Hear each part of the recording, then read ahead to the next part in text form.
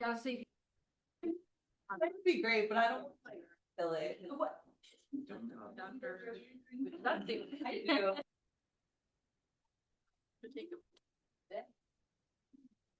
I need to do, I'm great. well, I always look for like a lot of, also the other thing, a lot of like. I need a trip. I can't remember what this plant was. Oh, you're right, like I just. Think testing. I think I'm actually on the call. That one should be working. I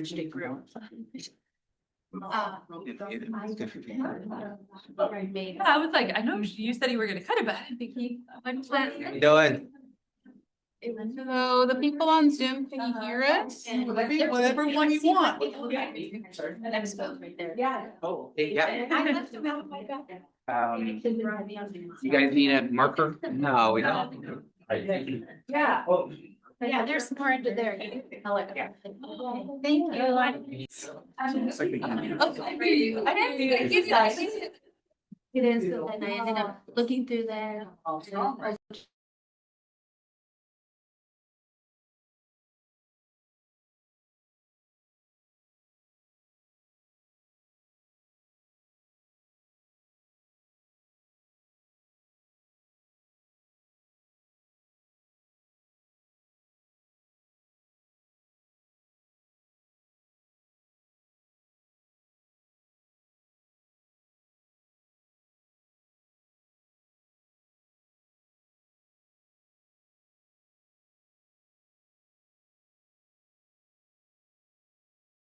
Alright, guys, can you guys see the presentation as well? Oh, okay. Okay, perfect, thank you guys. We are. We were, or we were? Trying to figure out like how to get out of it. It's just here. Shot here. I think it's the biggest one. I think it's the Rafa. Yeah, they'll. I put that one. You're not in the camera. And I think that. I could see the camera right here. Yeah. Oh, okay. That's fine. Twinsies. Sometimes like them. I think we're ready. XLs. Ready? Yes, sir. Okay. All right, let's get ready. All right, guys, welcome. Minimize it a little bit more. Welcome everyone. Hope you guys are all doing good, had a good break, ready to get back in the grind. I'll let the team introduce themselves, but my name is Rafael. I'm one of the educational advisors for EOPS. We're going to talk a little bit about the EOPS, CalWORKs, and NextUp programs. With me are... How's it going? My name is Manuel Rosas. I'm one of the EOPS counselors. Hello, all. I'm Angel or Angelica Vasquez. I'm an EOPS Care CalWORKs counselor. It's gonna rotate Hi again. everyone, my name is Vanessa Bell, one of the EOPS Care CalWORKs counselors. Hello, everyone. My name is Maria, EOPS NextUp advisors. I know, super. Good morning, thank you for being here. I'm Jeff Stambuk and I'm one of the EOPS counselors and I also work with our NextUp students. All right, well, go ahead and get started.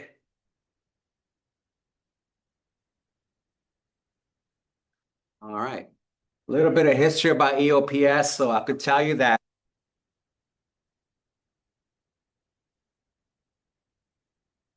and there was a lot of promotion of college access and equality and pursuing post-secondary education. Primarily was just to provide services for disadvantaged individuals, low income, first generation college students. And that was really the main purpose to what it is now, right? Now we do have, how many do we have in the state of California? We have PS programs? 115? 123. 123. Oh, I don't know if all of them do, Well, that's like the online one. 116. We're everywhere. Let's just say that. We're in California, we're everywhere. And a little bit of history about the logo you can see on there. It's the nickel and the nails. So the story goes that there was this young gentleman, right, on his way to a date, right? That's what the story says. I didn't know, on the way for a date. And he was from a humble background, didn't have a lot of financial resources. And on his way to this date, he finds this the nails and the coin, and he picks it up, right? He picks it up, puts it in his pocket. And as he started walking, that sound of the material in his pocket made a jingle, made a sound.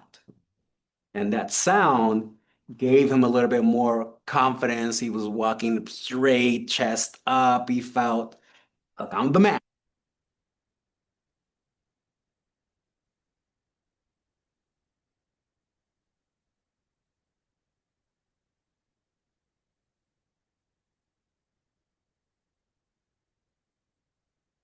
Confidence in himself. Okay. And that's what we like to believe that EOPS does for our students, right?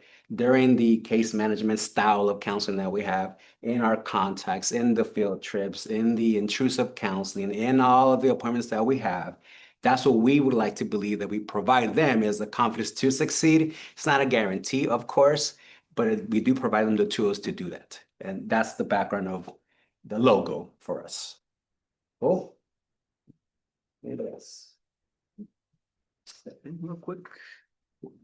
All right. All right, so we'll talk a little bit about the eligibility of EOPS and all the various different programs, how the program functions, works, and everything. So for EOPS, we do have an application process, right? So students have to apply before we can get them onboarded. What that looks like in terms of eligibility, students do need to be California residents or AB 540 students or eligible students. They have to submit a financial aid application, FAFSA or California Dream Act for 2025, 2026, or whichever year they're applying for. They have to qualify for the California College Promise Grant, A, B, or C. If they have a C, Promise Grant C, they have to have an EFC of 0. For those of you that see the SAI, the Student Aid Index, it has to be negative 1,500. So just kind of side note for that. They cannot have completed more than 35 units. So they have to be under 35 degree applicable units to be eligible. We want to try to keep the students as long as possible. So obviously it doesn't really make sense to onboard a student for one semester when they're wrapping things up, right? So we want to keep them as long as possible. They have to be enrolled in 12 units for both fall and spring semesters. I know it's not noted on here, but in summer, they can be enrolled in 4 units. And this is for EOPS. Here, CalWORKs and NextUp have different unit guidelines, so they'll go over that. And this is only for the first semester. So some students will ask, well, do I have to be a full-time student every semester? No, you don't. Just the first semester that you apply to the program, 12 units for sure. And on the back end, we'll look at their application. They have to have they have to be educationally disadvantaged, which we'll take a look at when we pre-screen and onboard them. So we do make exceptions for DSPS students. So if a student is part of DSPS, they can be enrolled in a different amount of units, and that'll be displayed on a DSPS reduced load form that we can obtain from DSPS as well. And that's a recommendation of what they say they should take this amount of units for the semester. So some of the services that we cover with EOPS, we have counseling and educational advising. So obviously we have counselors, educational advisors, we have full-time faculty, classified and adjuncts as well. We help pretty much develop their comprehensive student education plan, making sure that they're on track just like everybody else does, right? We assist with academic documents such as repeat petitions, academic renewals, requests for evaluations, and just a lot of other different things, right? We do offer book grants to eligible students. So again, that's why they have to apply for financial aid. If they're eligible, we can offer them a book grant, potentially other grants in between the semester. Priority registration to me, I think is probably like the biggest service or resource that we can offer to students because a lot of classes get full, right? Popular ones like those biology 32, 33s for pre-nursing and all the other health pathway majors. But that's probably one of the biggest ones because some classes also are not offered every semester or every year, right? Scholarship support, backtrack on priority registration. If a student is on academic probation 2, disqualification, or completed over 100 units, they would not be eligible for that priority registration. We do help with scholarship support, recommendations for EOP, scholarships, transfer applications, and all that. University college tours, at least once a semester for each of the different programs, we do offer college tours. This year for EOPS, we're doing UCSB, so Santa Barbara. We haven't gone in, I think, like 6 years or something like that. So we try to shuffle things around for students, but we try to keep it within a 3.5 hour drive because obviously longer, it takes a little bit longer for students to kind of get here. And we usually try to do these on Fridays. So additional tutoring referrals for all of our students and then caps and gowns for graduates. Some of the workshops, we do offer workshops for our students, cultural enrichment, anything from campus exposures, mid-semester check-ins, time management, CalFresh, Nexus. So we do partner up with different programs here on campus. So I know we partnered up with, I don't think we partnered up with entrepreneurship, but I know we partnered up with career education before with those VR goggles and all that good stuff. So we do those workshops, financial aid, CSU, UC applications, professional development series where we help students with resume, cover letters, and interview tips and all that good stuff. So brand new students to the program do have to complete one workshop for that semester. And then moving forward, we always encourage them to attend these as well. But next steps after submitting their application, we will review their application to make sure that they are eligible for the program. So we'll do an onboarding process. If they're eligible, we'll send them an email letting them know that they're eligible. They'll have to attend an orientation with us where we cover more about the programs. Depending on the student, if they need additional documentation like transcripts, maybe they might have indicated on their application that they've attended another college, we will ask them for transcripts from those colleges. They can be unofficial. And then we also inform the students of their eligibility status. So if they're not eligible because they have Promise Grant C with a high EFC, or maybe they've earned over 35 units, or if they're under, they're not enrolled in 12 units or under 12 units, we'll let them know and they can potentially do to hopefully be eligible. But once they complete the orientation, they will then have the opportunity to meet with our counselors and receive all the perks and benefits of the programs. Hold on, before you do that, Rob, I would ask if anybody has any questions, because I remember. Anybody have any questions in the chat? No. Any questions in the chat on Zoom? Question, please. We'll get some kind of response. Can we get accepted or denied and the reason why? Yes, we are human. We do make mistakes.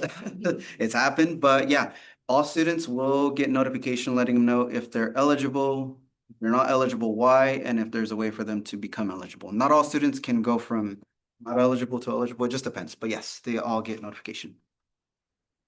No questions in the chat. All right, so now we're going to talk about the NextUp program. So our department houses a good amount of programs, which is why they are all presenting together. But NextUp is specifically for current or former foster youth, and it has very similar services to EOPS, but the main difference is it is a lot more of an individualized support because we've seen this population does need a lot of extra help, and this is why they have created a program. So this program started off with like 10 in California, and now there should be one in every single California community college. So there has been a great need for this program, and it's helped a lot with the success rate of foster youth. So it's good work. And to be eligible for the program, it's not as complicated as EOPS. It's just if they were in foster care on or after their 13th birthday, they have to be under the age of 26 when they're first starting. But then once they're in the program, they could stay in it as long as they need to. They need to be enrolled at Bakersfield College. The amount of units doesn't matter, just enrolled. And they need to be living in California. So how they apply is they just do the EOPS application because it does have EOPS Care, CalWORKs, NextUp. So we don't want to make it complicated and say, okay, for this one, go look for this website. We just make it all under one link. However, again, it's more of an individualized program, so they can apply if they are ready, if they're a student, but they can also meet with us to go over that process. So they can meet with NextUp. They can get scheduled for an appointment. They don't have to be part of the program already to meet with us. So as the advisor, they could just meet with me to go over the program, the services, and see how to get started with joining. So they can apply either way, whatever is easier for the student. And if you all ever encounter someone that mentioned they were in foster care, you know, it could always just be, let me send them an email and then we'll reach out to the student. So as seamless as possible, we try to help out. So the services we have, again, it's very similar to EOPS, but we make it a little bit more individualized at the same time. So we will help them, even if they're not already a student, we will help them and like apply, do their financial aid, register for classes. So we do the whole 9 yards with them, and we will help with looking for the right financial aid because there is a lot of help out there for them, but sometimes they don't know what they are eligible for. So like Chafee Grant is a grant for up to $5,000 that they can get every year. And if they don't apply for it, they don't get it, right? So that's money that they are losing out on if they don't know. So same thing with Cal Grant, that one is up to $6,000 a year. So just a lot of extra help is available for them. We also have book grants and mid-semester grants. So again, more money for being part of the program. We also have priority registration, but we do give out school supplies. So we have backpacks, notebooks, pen pencils, umbrellas, a lot of things. I've said we don't have socks yet, so I think we're getting socks soon because I feel like that's important. We also have a lounge area. So that is that little picture there. It's small, but we try to put as much as we can. It's almost like a little pantry, but there's no points. We don't really monitor how much they take because if they're taking a lot, it could mean that maybe they don't have food at home. So we have snacks in there. We have like Hot Pockets. So there's a fridge and a microwave and a little couch if they want to sit there and do some homework for a bit. And usually, we have the advisor that sits right there too. So sometimes they just come in, say hi, or they'll ask a quick question. So we're usually pretty accessible to the students as well. We do have bus passes as well and parking permits and emergency housing assistance. That gets a little bit more complicated with the process, but essentially if they tell us that they are going through maybe an eviction or they found an apartment, they just need help with like first month's rent, we can potentially help them as well. So those are some of the services, and then now I will pass it off to Jeff to finish off next up.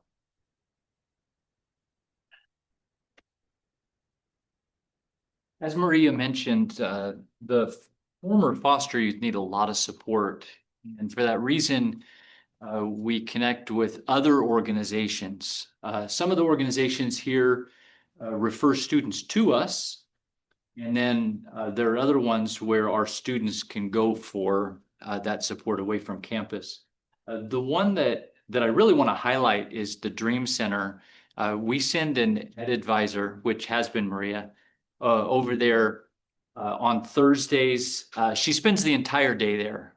And young people, they stop in. That's a program that's run by the Kern County Superintendent of Schools. And young people can get all kinds of needs met.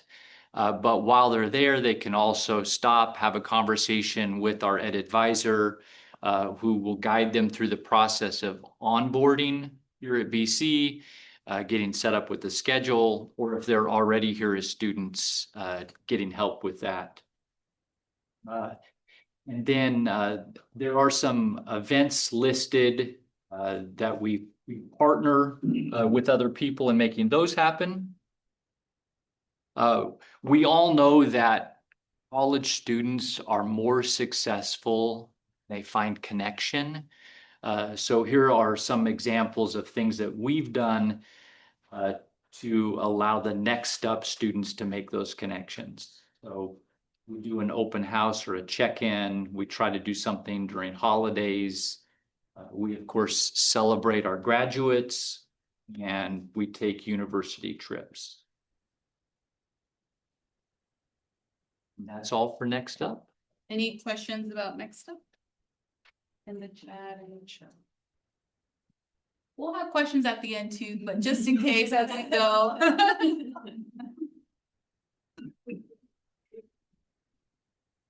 All right, so I'll talk briefly about CARE. CARE is one of our sub-programs of EOPS. So as you can see, the first requirement is they do have to qualify for EOPS. So the requirements that Rafael talked about, they do have to meet those requirements. But this was specifically designed for our parenting students. In addition to the EOPS requirements, they do have to be single parent or head of household. And that we usually have the county kind of identify that for us. So in our application, as Maria indicated, we have questions that kind of help us guide through who may be eligible for the program. If they did indicate they were a parent and they are receiving cash aid benefits through the Department of Human Services, we then have them fill out a certification form that allows us to get verification from the county what services they receive. CARE is specifically, and you'll notice a difference with CalWORKs at the very bottom, they only have to be receiving it for their children. So if the student parent in this case does not qualify for benefits or is timed out, they would still qualify under CARE because they are still receiving cash aid benefits for the children. For our CalWORKs students, our CalWORKs program, it serves 58 counties in California, but for specifically this, they do not have to qualify for EOPS. So if at any time they are maxed out with units, they don't meet the EOPS requirements, sometimes we do onboard for CalWORKs first. And their requirements are, being a California resident, receiving cash aid benefits. Now here's the difference where they would have to be receiving for the student or parent and their children. So in this case, if the parent is eligible for cash aid benefits, they qualify for CalWORKs. They do have to be enrolled at BC, but there's not a minimum number of units. So for that first semester, if the student just started with 3, just to kind of get a feel for college, sometimes they do start off CalWORKs first. And then as the student kind of gets comfortable and they feel like they can take on more units, then we may transition and say, hey, here's CARE and EOPS that you may also qualify for. We do work very closely with the Department of Human Services. So all of the verification of, whether they receive it, we have a designated county worker that we work with.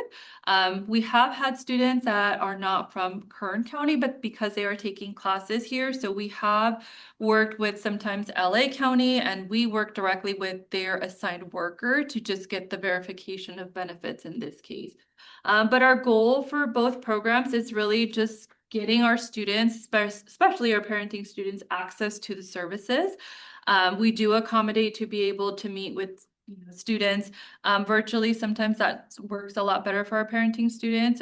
Sometimes, they come in person. So whatever we can help with to kind of make it easier. They don't find out about our program sometimes a semester or 2 into the program or being enrolled at BC, just because it's really challenging to kind of recruit for students. So if a student, a student is a parenting student and they let you know, hey, I received, benefits, refer them to our program. We do work primarily on a referral basis just because, it's a little challenging to kind of recruit for the programs.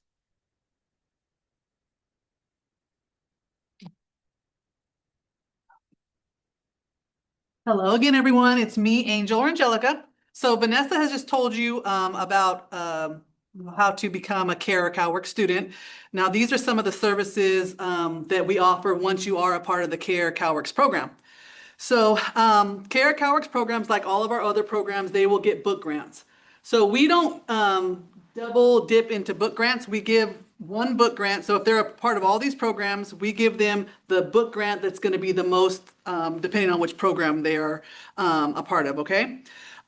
We also sometimes give them a mid-semester grant. So that's a lot of money for these students. And they also are, like other programs, we also give school supplies. So they can come up to the office if they need pens, papers, Scantrons. And also remember, if they're CalWORKs and oftentimes the CARE students, they can get something called ancillary assistance through the county. So ancillary, is that how you say it? Ancillary assistance through the county, that provides them, like if they can prove that they need it on the syllabus, like for nursing students, if they need like their gear or something and it's on the syllabus, they can ask their worker to pay for it. Also, you want to be aware with CalWORKs students, they also get a book grant. So if you are working with a CalWORKs student, you also want to note that, hey, get your book grant from your CalWORKs worker because they're still going to get our book grant. So that gives them even more, more money for that. Okay. So we also do a lot of workshops for our parenting students. And we also work really closely with a liaison from the Department of Human Services, which allows us to kind of get the ball rolling sometimes for these students who can't get a hold of their workers or who need something, imminently. We also, I guess, payment assistance with co-curricular activities like dues and fees, Phi Theta Kappa fees, and the board nursing fees we assist with. And it's also, all these services are contingent upon funding. You know, sometimes we'll have more funding than other. CalWORKs is one of the ones that we don't get as much funding for. The other programs are more affluent with funding. We don't have as much with the CalWORKs, so we try to make it work if they're a part of other programs. Any questions up until this point about CalWORKs and the services? Anyone? Even in the chat or on Zoom? You can unmute yourself from the Zoom if you have any questions. Hold on, let me see. Okay, I don't see anything. Okay, so let me go. We're almost done, everyone, so bear with us. Okay, so we also have, community support. We also have a couple of big things that we do for our students that are really, I think, instrumental for them, and it makes them feel so good. We have the holiday celebrations. We have a Thanksgiving celebration, which we provide them with a Thanksgiving meal. We have a Christmas celebration, which we provide all new students. They have the opportunity to sign up and they can have their children be on the list so they can receive gifts for Christmas, and they get fed as well. We also have our spring barbecue where we have a lot of little booths out there. They can, we can meet with them. So it's really good for us. I think that they get to see our faces. We can interact with them. We get to see their kids. We know their kids. And I think that strengthens the bond with our community, because we also offer, sometimes EOPS students, NextUp students, because they're all a part of us, I think it makes us like bond with them more. And I think that's why we're so effective in doing what we do, because we have those extra meetings and extra, time with the students. So this is done. We're done with that. So if anyone has any questions. We are also open to doing classroom presentations, so that is the link there. I can also put it in the Zoom link in case anyone wants to. But You want to step up, Miranda? so if anyone needs to or would like a presentation for their students, they might think, oh, this is good information, but I'm not going to remember it. That's all right. You don't have to. We can do that presentation as well. So if anyone is interested, like I said, we can do it anywhere from like 5 minutes, 10 minutes. If you say only 2 minutes, we can work with that. And it could be about any of these programs too. So we have that. I'll leave that up. And then we do have our contact information here as well. So if anyone needs to refer a student, email works, phone, we are in person and we are still open on Zoom. So whatever way works in terms of referring a student to us. And sometimes if EOPS may not be accepting application for special population groups like CalWORKs, NextUp, we do extend that deadline and we may be recruiting for them. So if you have a student that meets the qualifications, just have to check with us. That way we know for sure they'll be eligible for the program. But that's it. Thank you everyone for coming. We can ask them some questions. They get some prizes. Oh my goodness. Wow. I was gonna keep them for myself, Angel. Who has a question? Ask you a question. Yeah. We'll ask a question. What's the unit limit for new students? How many units can they not have? No more than 35. Oh. Almost like.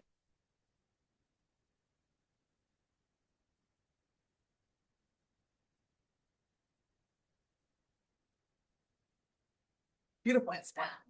Thank you. I What's want our an umbrella. Our unit limit for EOPS? Oh, no, yeah, it was a question. Oh, that one, the unit. Or cap out limit. Oh, We took- we didn't cover that. You're a cap out. What is it then? We didn't even cover it. Maybe in the chat, maybe did someone answer in the chat? Oh, are they gonna? Oh, we're like. Oh. Only. What's in the pocket of what Manuel discussed of the gentleman that made part of the logo? Nickel in the nails. Oh, Sorry, I was just like. Anyone else? Yeah, they were quick enough for that. Can you open the chat so we can? You got that. You got it? Yeah. She did. And I'll be honest, I didn't even know that's what it was this whole time. Yeah. Like I. What is that? First time seeing that too. Yeah, and it's like, it's in your logo. The logo, yeah.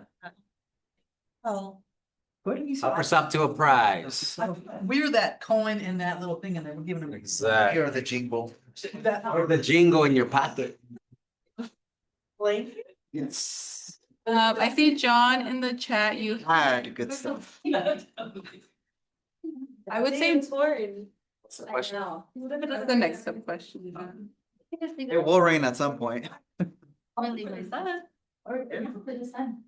Okay, you wanna match? Commencement. Great, thank you. Another question. Go on a walk together.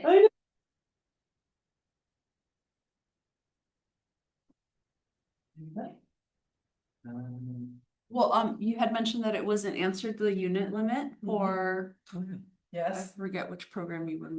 Are you gonna answer it? Are you gonna, you want, oh, you want, you? No, no, that was.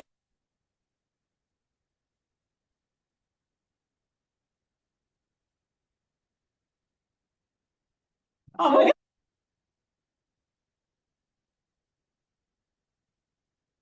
Earn units. So financial aid is 90 attempted, EOPS is, our limit is 70 earn, except for high unit majors. If they're high unit majors, we'll work with them, but we don't work with them like limitlessly. We do have a certain cutoff unit for even, those. And then Under for max. 100 max. And then for NextUp, they can earn degrees. They can earn degrees and still be part of NextUp for life. So, As of now, yeah. Like bachelor's degrees and master's degrees? Yeah, there's no limit right now. They wouldn't get any money, I mean, they wouldn't get, they'll get priority. so they would, but would they get grant money? From us, yeah. But they just wouldn't get FAFSA or Pell because they're not allowed to FAFSA or Pell when they graduate. You could get a prize, man, because you asked a good question. Writing down her notes.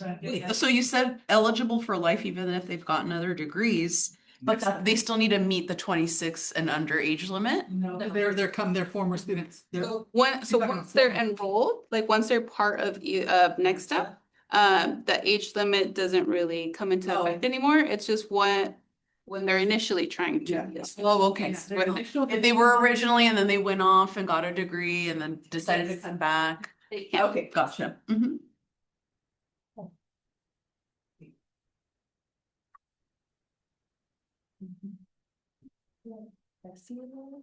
Hi, Jessie. hi, Jesse, whoever Jesse. Who is it, Jesse? Oh, it's a girl. I thought it was Jesse, the other Jesse. No, Okay, it's a girl. hi, Jesse anyway. Excellent. Yeah, that was great, thank you. Right. Oh, look, she heard me. Oh. Yeah. Yeah, unmute. If anyone online has any questions, I mean, we're here all day. Don't feel ashamed, like ask us questions. We're here. I know you probably don't feel ashamed. All day, but.